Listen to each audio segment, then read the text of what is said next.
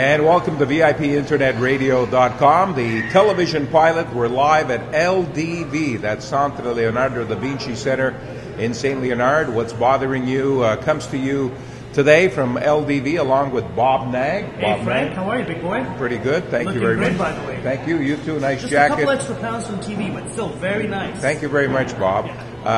We invite you to come down here, by the way, just weigh in if you have a thought on anything that's bothering you, from gas prices to the new Parti Québécois government here in Quebec.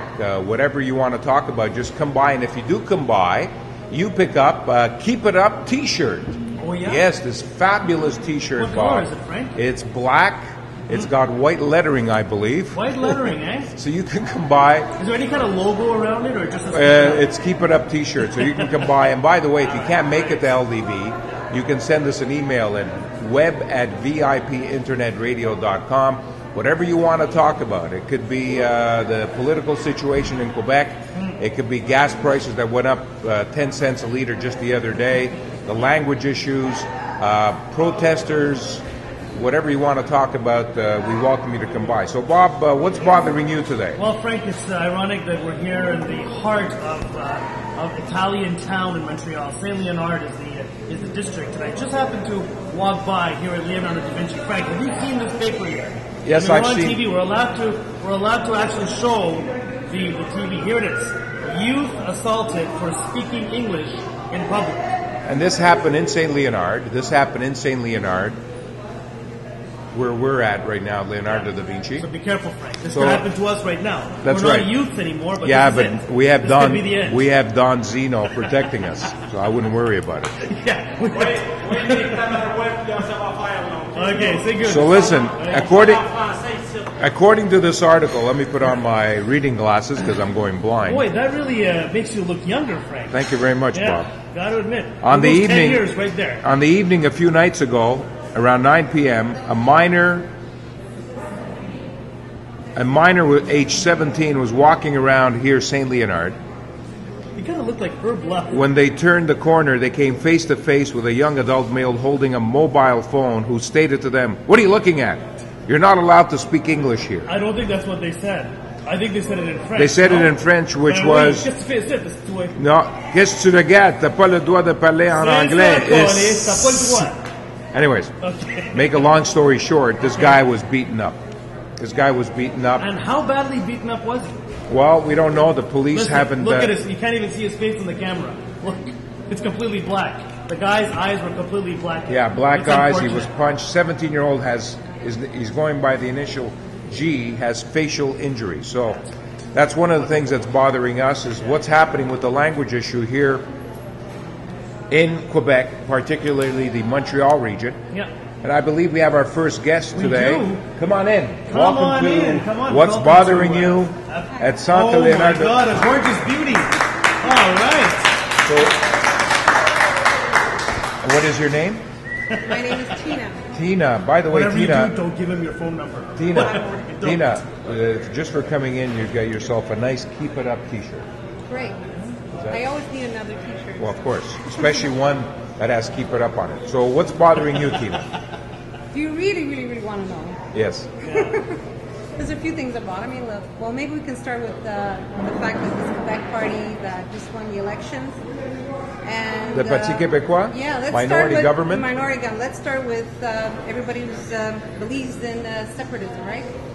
Okay. Okay. Go ahead. Well, the thing is, it's okay to speak the French language. It's fine. I have nothing against that. But what really pisses me off is someone's trying to prevent me from having the free will, remember that, free will, to make my own choices, which is that the law of the universe is that you need to have free will.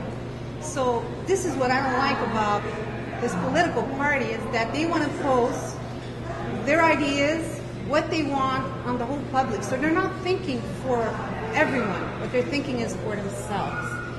And so, you know... Does it make you feel a little bit oppressed to be living here? Of course. I was born here. I love Montreal. Do you? I do. I love Montreal. You grew up here all your life? All my you life. You learned English, French, Italian. You went to school here. Sure. You did everything. Everything here. And you know what? This is always going to be home to me. Always? Always. What do You know what I mean? What do you like about Montreal? Diversity, and the people are very nice. They're so friendly, and there's Don't you think multicultural. Don't you think that diversity and multiculturalism is being removed by these policies? Yes, of course. I mean, like I said, most people outside Quebec don't even know that we speak English here.